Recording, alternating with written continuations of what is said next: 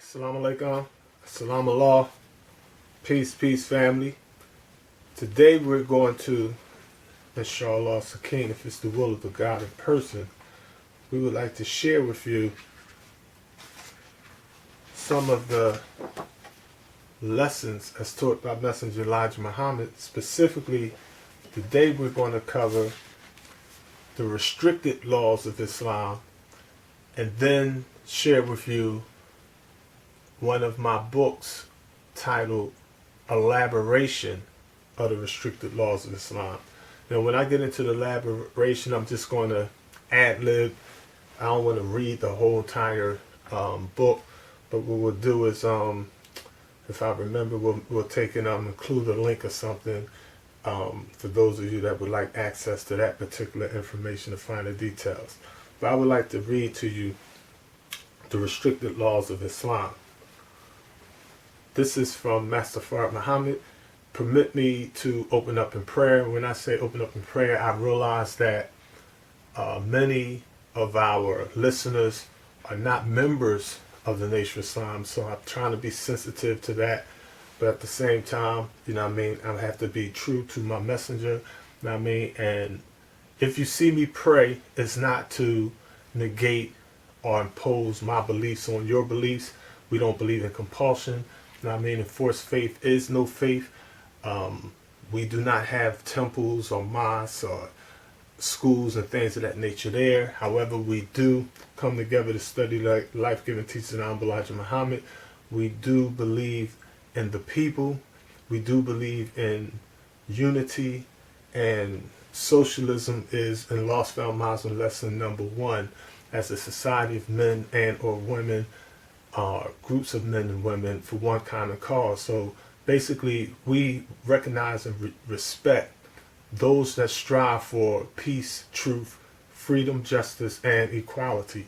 So we come together, and I work with people in that level, whether they're Christians, atheists, Moors, with Farrakhan, Silas, Brother Mr. Jeremiah, Nation of Gods and Earths, Afrocentric, revolutionary, conscious white people, Mexicans, Puerto Ricans, Arabs, Chinese, Japanese, what have you. You know what I mean?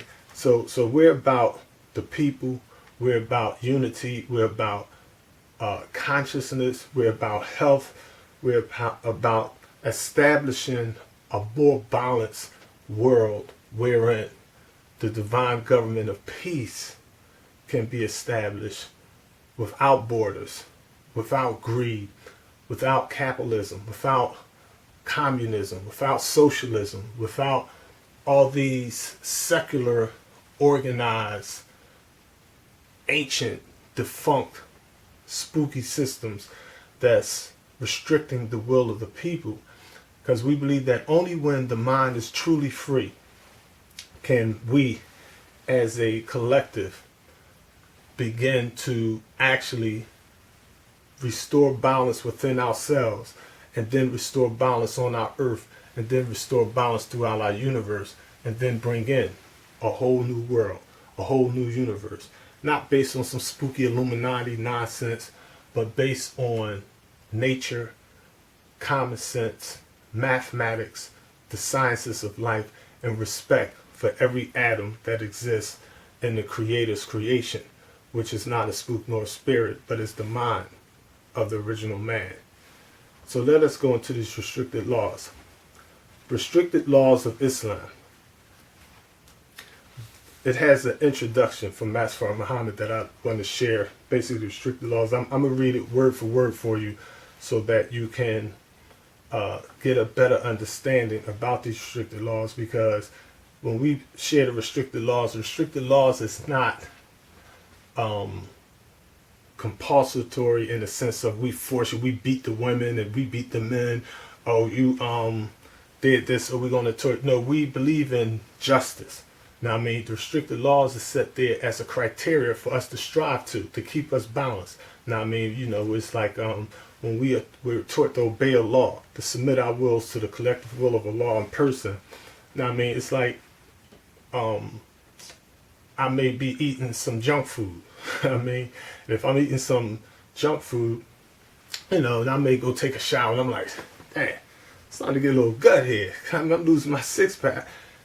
What comes to mind? Obey the law. Obey the messenger. Remember the messenger teaches. Get back to that how to live. Get back. I gotta go on a fast. Let me go back to my dry fast. Let me go get these crunch. Let me get this workout in. Now I mean, let me go lift these weights in the garage. Let me tune it up a little bit. I've been slacking. Know what I mean? So the law is not for the righteous. The law is for when the righteous become other than righteous. Because there's no such thing as an unrighteous Muslim. But it's 2022. You don't see no holy Muslims anywhere on the face of the planet Earth. The messenger said, and I'll say as a right, we should not pretend to be holier than thou unless we're really holy. And he himself, as the messenger of Allah, explained that he was not perfect. He didn't claim to be holier than thou. He explained that he was not always obedient to Allah and being restrictive and all these things. He said if he would have obeyed the law and obeyed how to live, he wouldn't suffer all the elements. You know what I mean? He had diabetes, cataracts, heart disease, what have you. Now I mean, so we know when we are other than our own selves, but we don't fault no one but ourselves. We don't judge no one but ourselves. Our lessons teaches us judging is for law. If you must judge, let him or her judge themselves. So we look at the restricted laws as our criteria. Now I mean, and we live these laws. We enforce these laws. We use Master Fard Muhammad's messengers criteria. Now I mean, as far as, you know, putting a person out, put them on probation or observation. Sometimes you just may need somebody to help you study, help you tutor. You may need what we call a PTT, a personal tutor and trainer. You know what I mean? Maybe you need somebody to help you prepare your food. Some people just honestly don't know how to eat proper nutrition. They don't know how to shop. They don't know how to what pans to use. Now I mean, you know, you put the aluminum foil inside the boiling water with some salt. You see little beads of aluminum floating in it. That gives you Alzheimer's. Now I mean, when you get older, your memory ain't going to be as clear as it could be or should be. Now I mean, so this is just a beautiful way to help keep the mind and body more balanced. Not saying that it's going to be perfect. I don't have a perfect brain. I don't have a perfect body. I don't have a perfect character. I don't have a perfect anything. Know what I mean? But we should strive to do right. We should understand whether it's Christianity, Buddhism, Hinduism, Orthodox Islam, the Nation Islam, the government, atheists, what have you. The golden rule is do unto others as you want done unto you. Respect. Respect all people. Demand respect from all people. So you don't want to be a pacifist. You don't want to be aggressive. You want to assert yourself. You want to always strive for my act. That's balance. You know what I mean? Balance in all things. Okay, let us begin. First, that prayer. In the most holy name of Allah, God, the Supreme Allah, who did appear in the person of Master Fard Muhammad. His is the name of Almighty Allah whom we praise. And in the name of his first, last, and only messenger, the most honorable Elijah Muhammad, I bear witness that the black man is God and that the white man is the devil. I bear witness that the messenger's message will guide us through this age of mess. O Allah, let us die not a physical or mental death unless it's in accord with thy divine will, aims, and purpose. Amen. Allahu Akbar. Restricted laws of Islam. This means all believers must strictly obey these laws. Mere belief accounts for nothing unless carried into practice. Ordered by our Savior, Master M.D. Notice it's a medical doctor here. Master M.D. Fard Muhammad. Almighty God, Allah, in person. Number 1.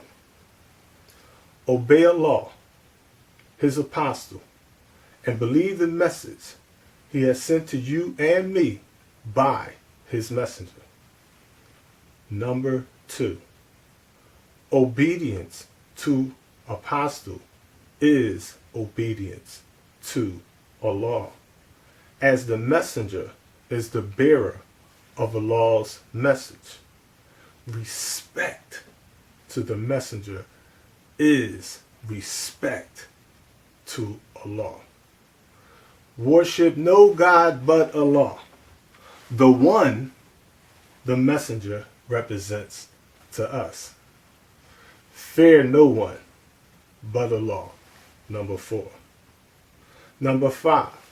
Obey those in authority among you, and obey non-believers in authority over you,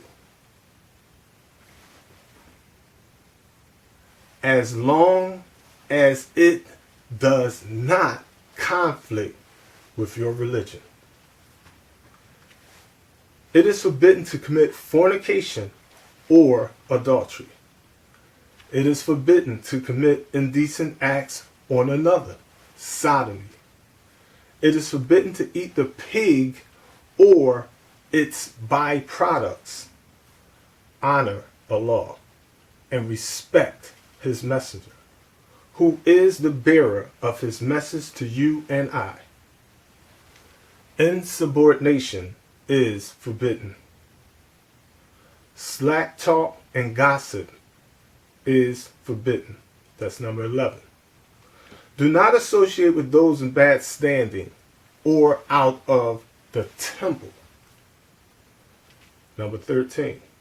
It is your duty to report all slackness, weakness, and wrongdoings. Number 14. Do not deal with the hypocrites or show sympathy towards them. Number 15. No gambling of any kind. Numbers, dice, cards, games of chance. Number 16. No smoking of any kind. Reefers or cigarettes, cigar or pipe. Number 17. No dope, heroin, cocaine, or any other. Number 18. No drinking, wine, whiskey, beer, ale, alcohol, or other intoxicant. Number 19. We must be clean at all times, mind and body, at home and abroad. Number 20. No lying. Speak the truth regardless of circumstances. Number 21. No stealing. Be kind and do good to all. Number 22. Do not commit acts of violence on ourselves or others. Number 23. Keep up prayer. Do unto others as you want done unto you. Number 24. Spend of what Allah has given you in the cause of Islam. Number 25. Love your brother believer as yourself. Kill no one whom Allah has not ordered to be killed. Number 26. Do not feel, rub, or pat sisters. Do not stare at sisters or watch the movements of their body. Do not lust. Registered and given by the Honorable Elijah Muhammad. We're going to now pause and take you to a book that I wrote over 20 years ago titled Elaboration of the Restricted Laws of Islam. Thank you for listening. All right, Assalamu alaikum. Assalamu Allah. Peace, family.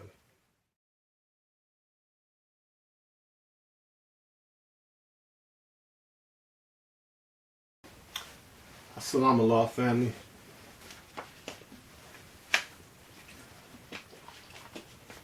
All right, we're going to go into the second part of the day's lecture. We do have the elaboration of the restricted laws as an ebook, And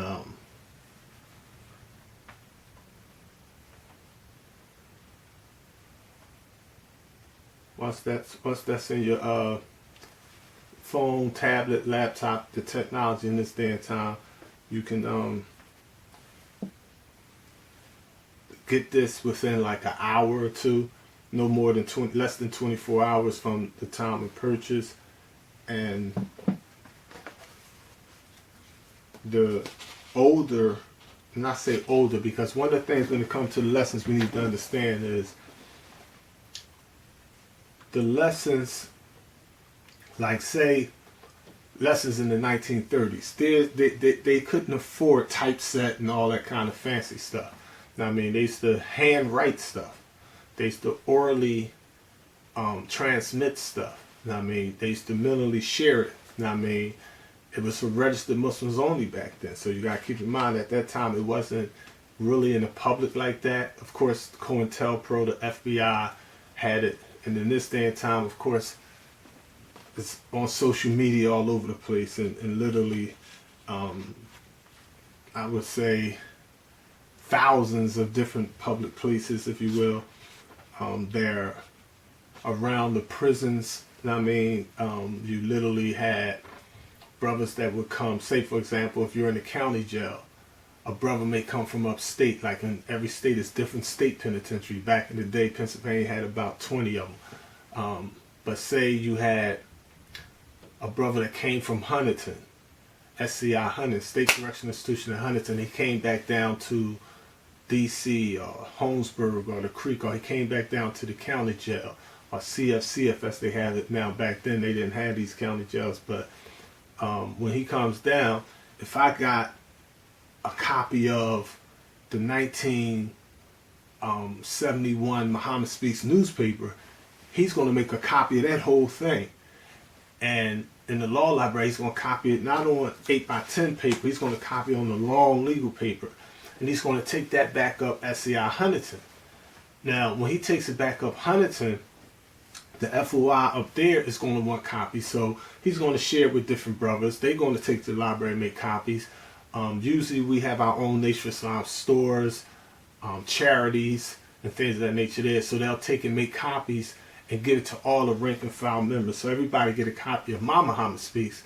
And then somebody that got transferred from, say, SCI Greatest Fort came up Huntington, he don't have it, he get a copy, he write his brothers down the fort through his girl, now they get a copy down there, they making copies. So that's how literature just literally gets circulated literally around the world. I mean, like in the federal system, in private prisons, in colleges. I remember back in the early 1990s, some Supreme Angels was upset because they went to the park in Philadelphia where the Nation of Gods and Earths, the 5%ers, used to hold parliaments. You know what I mean? So when they go out there, they see, different vending tables, literature, and things of that nature there. So they seen one of the gods, he had copies of my books, like 13 of my books. He had like Elaboration of Allah's Lessons and stuff like that there, that he had took to Kinko's, whatever, and he made his own personal copies. So he had stacks of my books, and they basically was just selling the books at the parliament. You know what I mean? Sharing the literature like that, and making his little profit, whatever. I personally didn't know him. He personally didn't know me, but he was making copies of the literature. So some of the FOI, the Supreme Angels, was upset with that. So the brothers, a couple of them, they was writing me, come visit, whatever. But the brother wrote me a long letter about it, and I wrote him back, and I explained to him. I was like, listen, the brother that's making copies of my books without my knowledge, and he's selling the books on his own vending table for a profit. He's executing his God wisdom. That's all in the game. Don't hate the player, hate the game. It's like hip hop. You'd be like back in the day, you down Erie Avenue, I'm a buy a bootleg hip hop tape. I'm a buy a bootleg movie. Yeah, they wrong for it. You know what I mean, hustling. That's black. They in the street. They trying to eat too. You know what I mean, it's like the big corporations, the professional labels. I understand they trying to protect that interest too. So it's like you don't want people doing that. You want to, of course, put all the money in your pocket. You know what I mean, and if I personally was there and seen him with my literature on the table, and he's pocketing the cash, you know what I mean, I would joke with him. I would take a flick with him, but I would salute my brother and be like, you know what I mean, that's all in it, man. I mean, I used to do stupid stuff. You know what I mean, I'm not going to want to fight my brother or take it personal. You know what I mean? It's he on the tip like that's the hood. That's the streets. The streets got to eat too. You know what I mean? It's like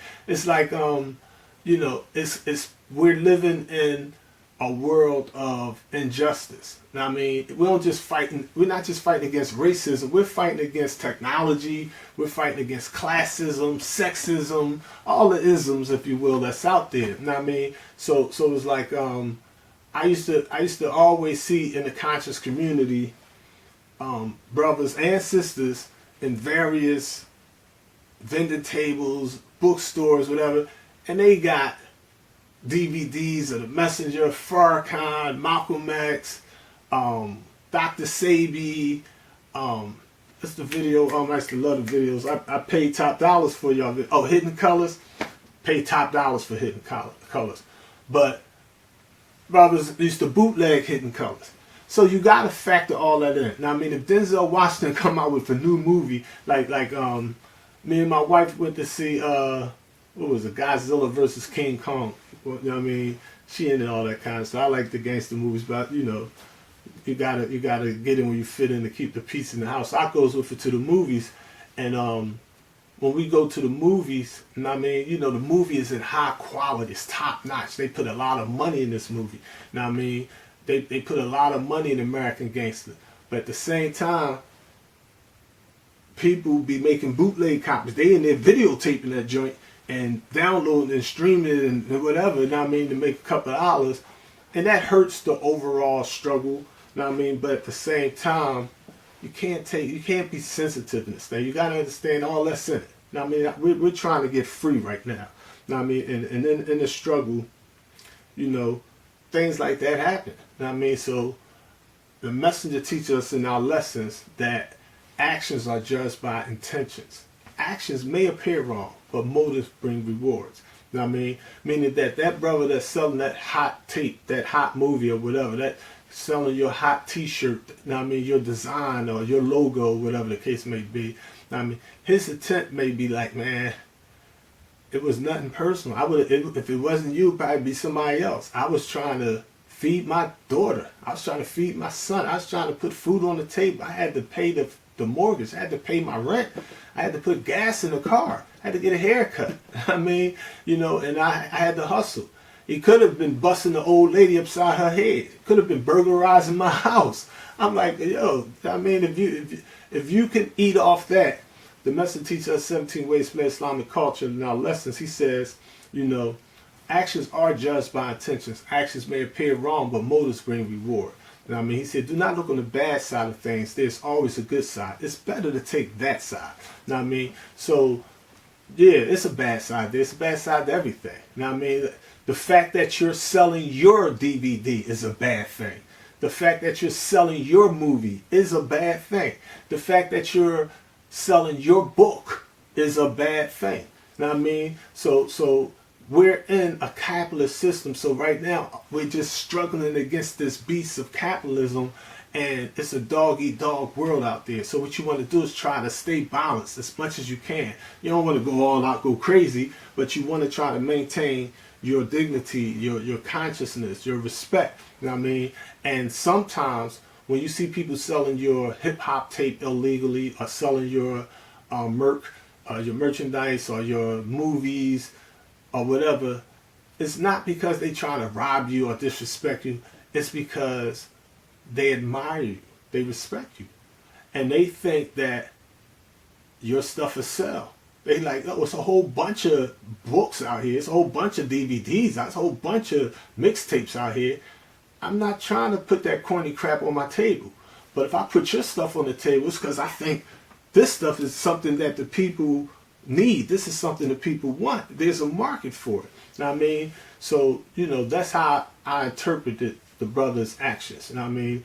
On the good side, my thing is he's helping get the messenger teachings out there. You know what I mean? You know, it's like the market. If he didn't have my books on that table, I think it was out Malcolm X Park in Philadelphia. I'm not too sure. I think it was Malcolm X Park. But if he didn't have my books on the table selling them the bootleg copies, one, I would have never knew nothing about the guys and Earths out there building. Two, Lemon Hill. I believe it was Lemon Hill. That's what they call it. Lemon Hill is where they was holding parliaments back in the like late 80s, early 90s, somewhere around there. Lemon Hill in Philadelphia, Pennsylvania. I would have never knew the guys and Earths was meeting out there. And two, I wouldn't have been able to physically attend the rally. You know what I mean? You know, so it's not like he's really taking money out my pocket, because I would have never made that money anyway. You know what I mean? You know, but the you can't take those type of things in a negative light. You know what I mean? You know, it's like we're all in the struggle here. You know what I mean? You know, the social media, I would say the technology in general. You know what I mean? You know, you're going to have all that kind of stuff. But to get off that subject, I want y'all to be aware, like I was saying, there's different manuscripts, if you will, of the same lesson. You know what I mean? And the Nation of Islam, the messenger,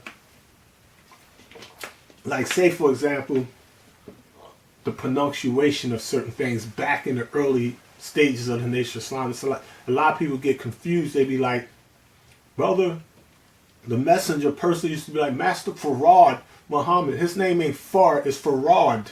You know what I mean? It's the way the messenger used to talk. He'll say, Assalamu alaikum. He'll say the Holy Quran, you know what I mean, with a K. You know what I mean? He'll say Muhammad, he'll spell Muhammad Mohammed. You know what I mean? So he'll say Alfonso, Baby G.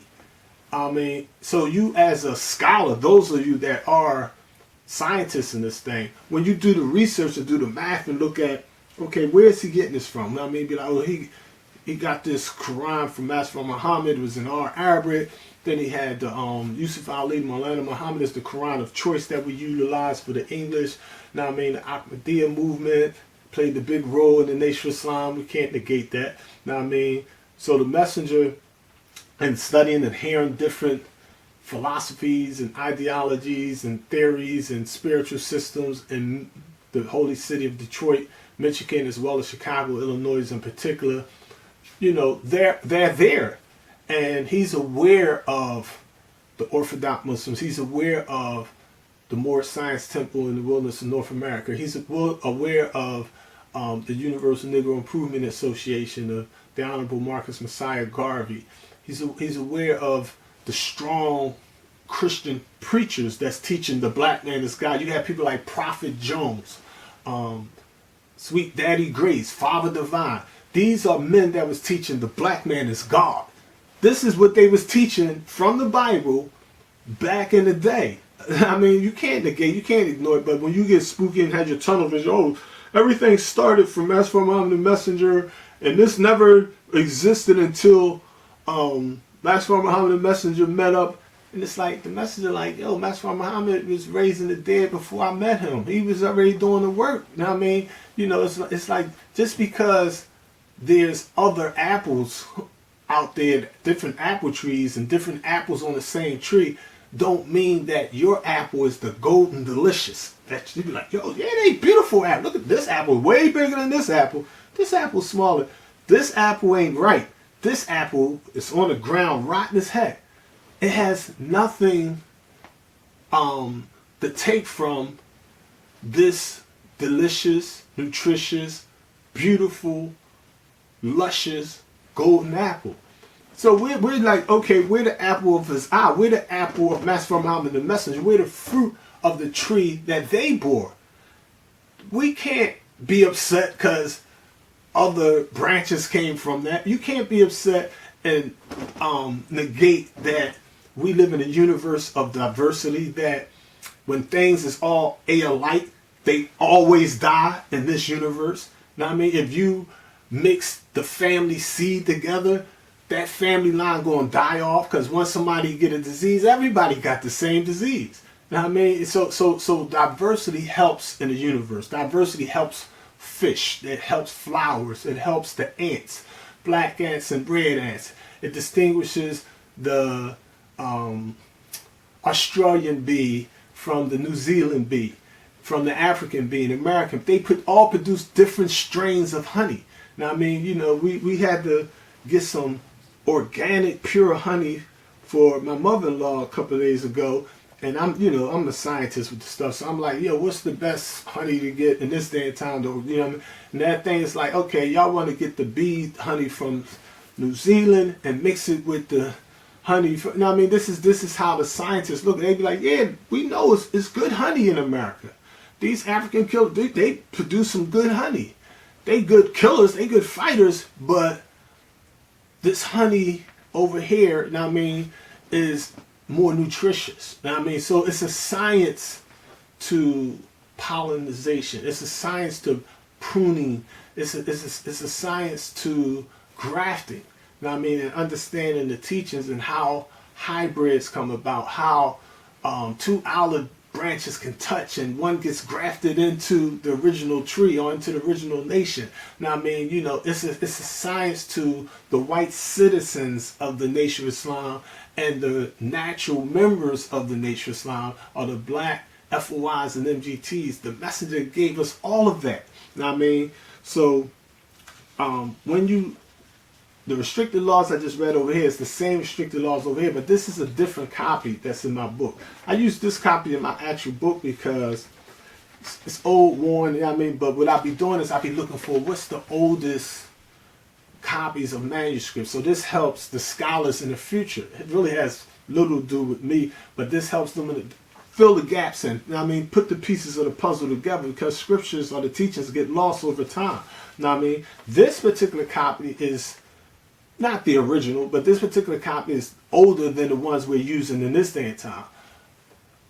This particular copy has some scriptures with it. It has, under Master Muhammad, the Bible verse on Psalms chapter 1, and under the Messenger it has the principles of Islam. Now, I met a lot of brothers that tell me, this is the original lessons, I use this lesson because it's the original. And and talking to him, I explained to him, like, that's not science. If you notice the picture of the messenger, he got his fez on. He has his eyeglasses in his hands. That lets me know right there, this is not from the 1930s.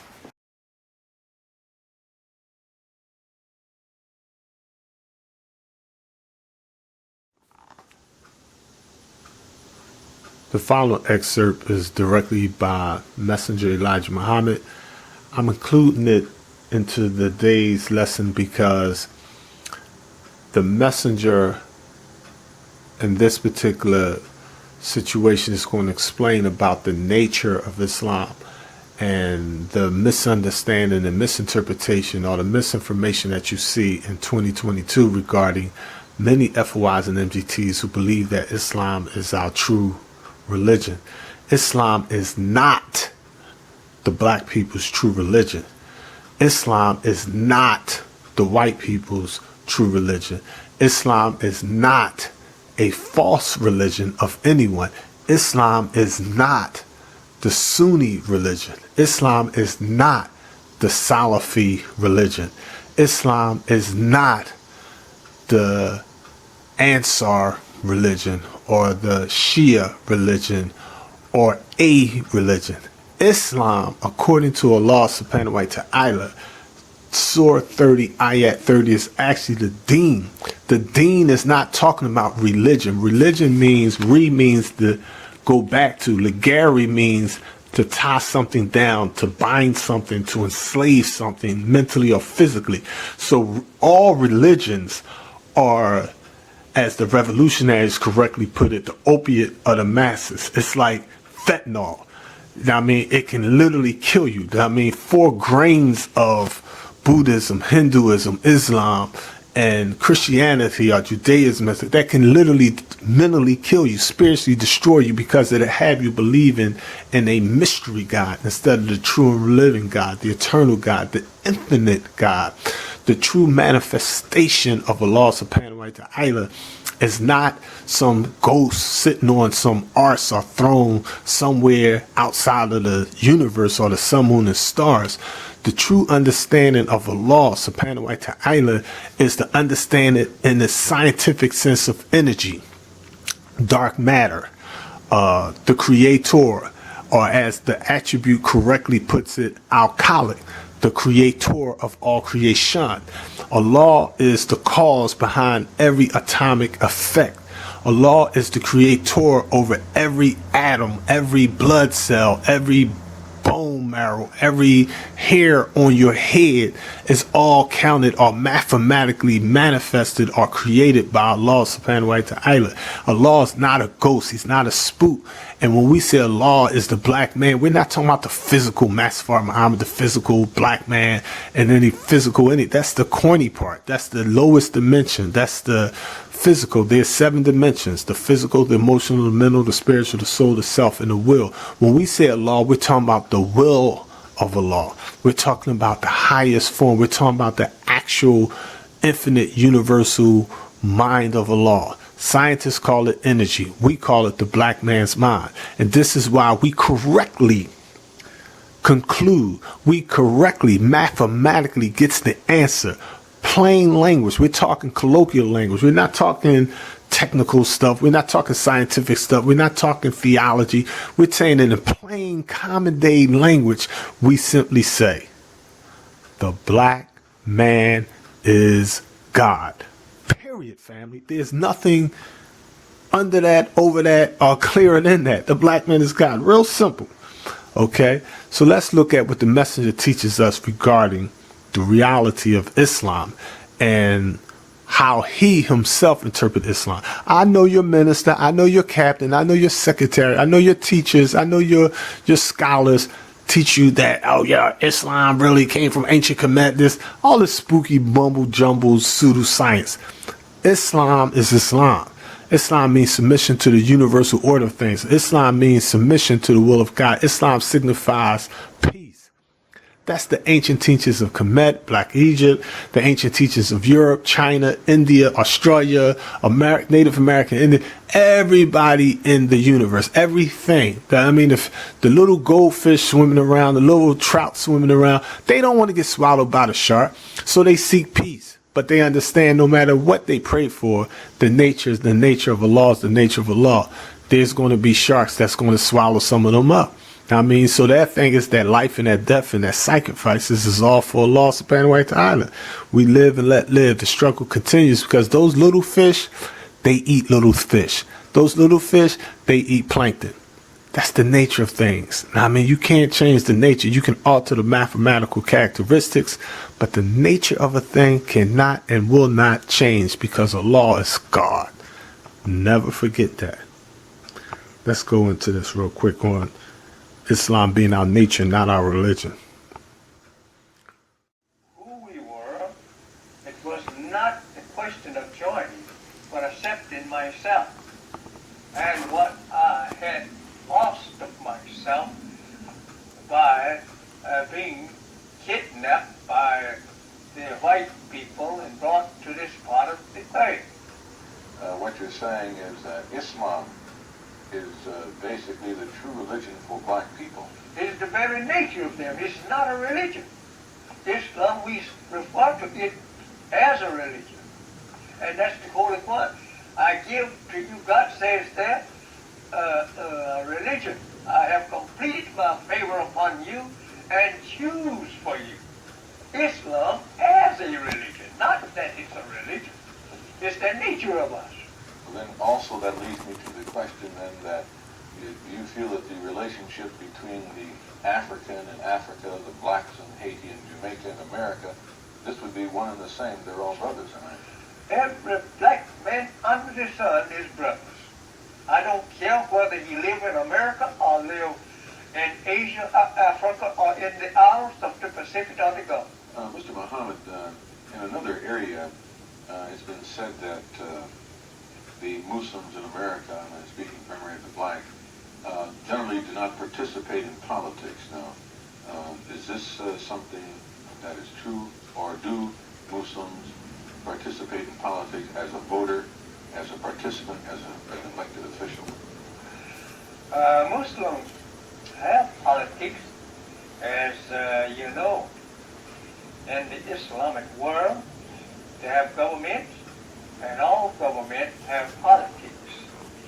But the politics of the Muslims is different from the white people's politics in a way. They base their politics on the Quran, the law. They get it from Quran to run their government. In America, we are not yet an independent people. Here only any land at all that we can collab on. This is what we are asking for. We're asking for land of our own. Well, do you feel, excuse me, did you feel that, I was speaking primarily when you mentioned the black man in America should find some place where he could set up his own nation. I was thinking of a large area where all of us could go to be in the Nation of Islam. You'll find that on the last page of Muhammad's Speak newspaper, where that we have learned that we cannot get along with the white man in peace, and the white man have the privilege to separate us. But instead, the more we want to be separated from him, the more he wants to gobble us up. And you excuse the word gobble, but the more he wants to swallow us up in his power. He don't want the black man out of his sight. He's afraid of you going to yourself. But this is the only way he could exist now, because the stage of separation has come divinely. I open up the elaboration of the restricted laws of Islam with a quote from Messenger Elijah Muhammad's holy book, The Holy Hadith to Live, book number 1, page number 58, which was published in 1967 in Chicago, Illinois. And it reads, and I quote, "Obey and do all that Allah bids us. Think the way He thinks, the thoughts of good. Seek to be like Him, both physically and mentally." As the Holy Quran teaches us, when we have submitted ourselves entirely to the will of God, He then guides us into His path, His way of life. His ways, like that's Allah Sunnah, the Sunnah of Allah. And then we come to enjoy the paradise of life in these words of the Holy Quran. Quote, "O soul that is at rest, enter into my gardens, into my paradise among servants well pleased and well pleasing." This is what man has sought, the heaven within and the heaven without. If heaven does not begin within, we will never enjoy it on the outside. We do not go to a certain place for heaven. Nearly all of my followers and I are already in heaven, a peace of mind and contentment for the necessities of life, such as food, clothing, shelter, and without the enemy of fear and grief. And with the protection of Almighty God, Allah, what more do we want? If we went into another place, we still would not enjoy it more. Oh, certainly, we would be happy to live in a place where there was nothing but people like ourselves, thinking as we think, and trying to obey the law of God. But still, within ourselves, we are happy because this evil world does not attract us anymore. We do not desire this kind of life that the wicked live. Our thoughts or minds feast upon the spirit of goodness. Therefore, the spirit of evil cannot find a place among us to dwell. Messenger Elijah Muhammad, The Holy How to Live, Book 1, page number 58, 1967, Chicago, Illinois. I have a quote from page number 3 that I'm going to read in the book. This is the elaboration. We live in a universe based on mathematical laws. Opposites attract and like repels. Actions and reactions. Cause and effect. The rule of law is necessary. We are not a gang, mafia, clique, or club. We are exactly what God and his messenger said, a nation. Only righteousness exalts a nation. We must learn the law, teach the law, practice the law, respect the law, and enforce the law. The rule of law brings about balance, peace, life, harmony, respect, progress, and the refinement of civilization. To restrict is to place limits on thoughts and actions.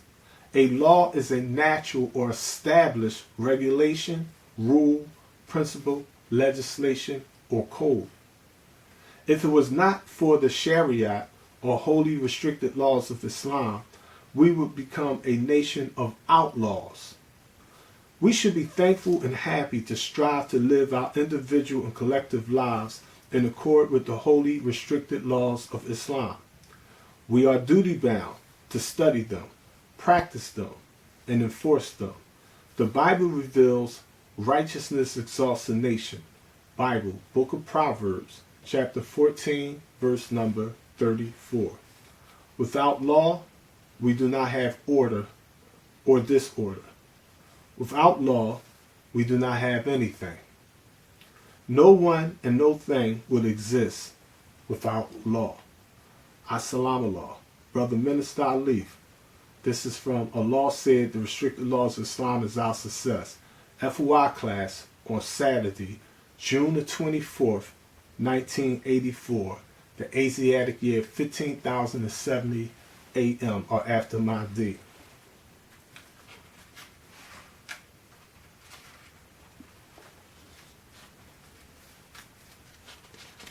And like I said, I'm not going to be able to read the whole entire book, but if you like to order the book, you'll be able to order the entire book. But I'm going to, I'm going to just go over, let's go over the first 3, so you could get a glimpse as to the sharing that's in the book. We begin each section by quoting the original law, and then we have a subsection that gives an elaboration on that particular law, and hopefully it'll help you to help yourself. Obey Allah, his apostle, and believe the message that is sent to you and me by his messenger. That's from a law in person. Restricted Laws of Islam, number 1. The elaboration. I open up with a quote. Behold, this is about obeying Allah, his apostle, and believe the message he has sent to you and me by his messenger. So you're supposed to obey Allah, you're supposed to obey Messenger Elijah Muhammad, which includes Messenger Elijah Muhammad's teachings by proxy. Behold, I set before you this day a blessing and a curse. A blessing if you obey the commandments of the Lord your God, which I command you this day, and a curse if you will not obey the commandments of the Lord your God, but turn aside out of the way which I command you this day to go after other, meaning mystery gods, which I have not known, only believed in. Bible, Book of Deuteronomy, chapter 11, verse 26 to 28. So here we have the format or the formula, the mathematical formula is, what I'm doing is, I'm keeping the law and this messenger out front. That's my thing. I'm giving you the messenger's original, Master Muhammad, the messenger's original divine direct teachings, the restricted law. Then what I'm doing is taking that individual law and shepherdizing it for you for convenience sake, where you be like, the messenger said, obey Allah, his apostle, and believe the message sent to you and me by his messenger. So we're supposed to obey Allah, Master Muhammad, the supreme Allah. We're supposed to obey his messenger or his apostle, the most honorable Elijah Muhammad. And we're supposed to believe the message. What is the message? We're supposed to believe in the teachings of the honorable Elijah Muhammad. Those are 3 prongs in restricted laws number 1. And what I do is show how the 24 scientists, 23 who actually wrote it, and the 24th acts as judge or God over the 23. It's like, okay, yeah, we're going to, this part, modify those mathematics. I mean, God, you need to add more here, multiply this, divide that, subtract that. You know what I mean? And he puts it all together into the script or the scriptures. So there is no difference between the Bible and the Quran and the teachings of Elijah Muhammad or the restricted laws of Islam. And I'm showing you how they all work in conjunction or harmony with one another. So I'm taking that restricted laws and showing you that even though we have it in the nation of Islam, it's already in the Bible. It's already in the Quran. Okay? So I just showed that we're supposed to obey Allah, his messenger or his apostle, and the message or the teachings. The Bible teach that we have to obey the commandments or the teachings, and we have to obey God. You know what I mean? So that's Deuteronomy chapter 11, verse 26 to 28. We must submit our individual wills to the collective will of Supreme Allah, God of gods and goddesses, who came in the person of the Master Fard Muhammad, to whom all praises are due forever. And the best way to attain this lofty goal is by obeying Messenger Elijah Muhammad's teachings. Those who submit their wills entirely to the will of Allah and his last apostle, the most honorable Elijah Muhammad, will find heaven on earth while they physically live. Those who disobey, underestimate, doubt, and reject Allah and his messenger's message will suffer chaos, stress, fear, shame, guilt, regret, rage, hatred, envy, and spookism, or hell on earth until they physically die. Then I give you a quote from the Holy Quran. These are Allah's limits, and whoever obeys Allah and his apostle, now remember, the restricted law says for Master Fard Muhammad, obey Allah. The Holy Quran says in Surah 4, Ayat 13, quote, obey Allah. Master Fard Muhammad said, quote, in restricted law number 1, obey Allah, his apostle. The Holy Quran says in chapter 4, verse 13, quote, obey Allah and his apostles. He will admit them to gardens wherein flow rivers, to abide in them. And this is the great achievement. And whoever disobeys Allah and his messenger and goes beyond his limits, he will make them enter fire to abide in it. And for them is an abasement chastisement. Holy Quran, chapter 4, verse 13 and 14. Restricted law number 2. All right. Obedience to apostle is obedience to Allah. Obedience to apostle is obedience to Allah. When you obey Messenger Elijah Muhammad, in effect, by proxy, by connection, by divine connection, mathematically, you're obeying Allah. If you're disobeying Allah, you can't say you're obeying Messenger Elijah Muhammad. The two are one. Okay? Obedience to apostles, obedience to Allah, as the messengers, the bearer of Allah's message. Respect to the messenger, respect to Allah. That's from Allah in person, Master Muhammad. The elaboration goes on. For as by one man's, meaning Dr. Yaqub Shabaz's, disobedience, many were made sinners. So by the obedience of one, meaning Messenger Elijah Muhammad, shall many, meaning FOIs, MGTs, or 5%ers, be made righteous. Now this book, I wrote this back on, I think it was a Saturday.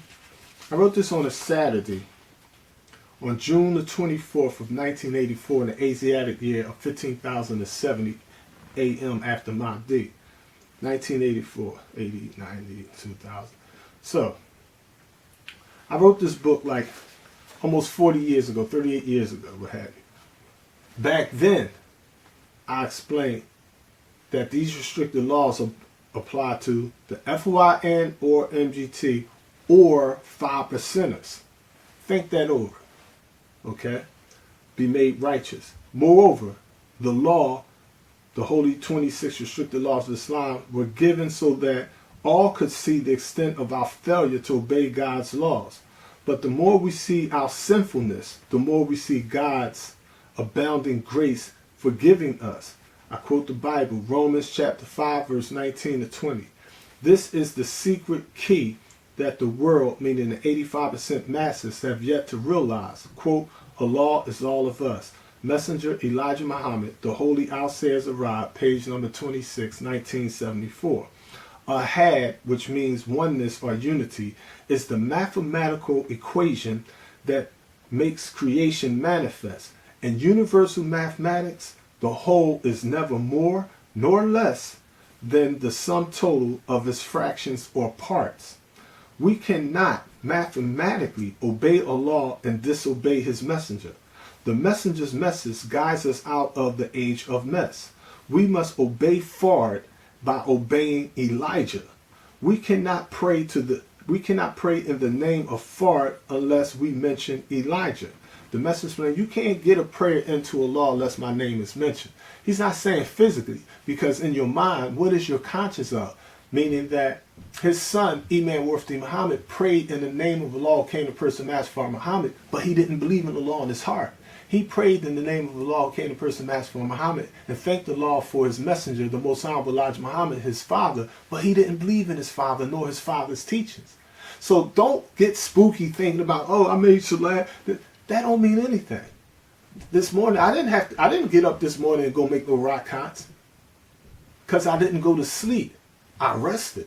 Gods don't sleep, they rest. And when I'm resting, I don't have to make prayer. I am prayer. When you look in the dictionary, prayer is not an adjective or a verb.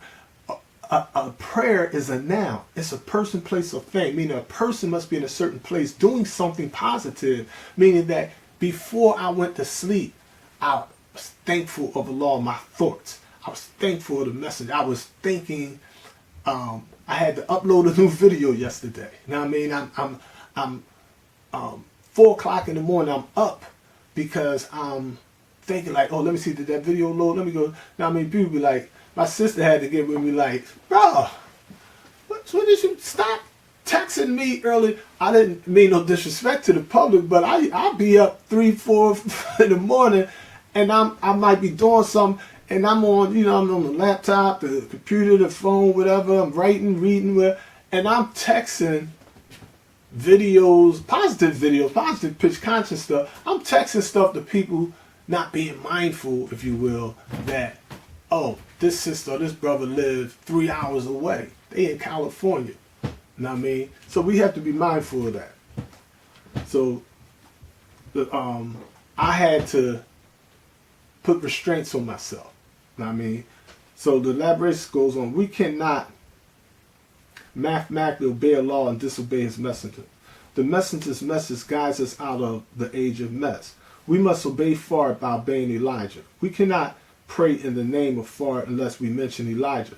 There's a mental and atomic nexus that links the mind and nature of Allah and his apostle, e.g., or for example, quote, the belief in the messenger or the prophet of Allah is a belief in Allah. If you disbelieve in one, you disbelieve in both. I'm going to have to pause right there because I just got a signal. You know what I mean? So y'all can look for part 2, inshallah. I'll do it either later on today or tomorrow, inshallah, Sakeen, if it's the will of the God in person. Thank you for your time. Thank you for listening. Oh, and make sure y'all click that subscribe button, because I'm not just teaching. I'm fighting these devils that y'all don't see. Not magical devils, but I'm talking about black devils, rich devils, spooky devils. Not spooky in the sense like ghosts. I mean spooky like they believe in a mystery God. You know what I mean? So I got all these forces that y'all don't know about that's trying to sabotage, trying to stop me from teaching. You know what I mean? I'm like, up these devils. You know what I mean? We're going to take it to another level on these devils. All of them. The black ones, the white ones, the grafted ones, the natural ones, the unnatural ones, whatever. And at the same time, I'm trying to organize and rally and educate and wake up the conscious ones, the black, brown, yellow, red, and the conscious white Muslims of faith that recognize the message of the teacher is 100% true. I bear witness. By nature, I'm a devil. The black man's God by nature. Heaven and hell is here on earth. And I submit my will to the will of Allah. I mean, then we start making some real progress on this planet. Then we start putting Master Muhammad truth on a universal platform. Islam Allah. The struggle continues.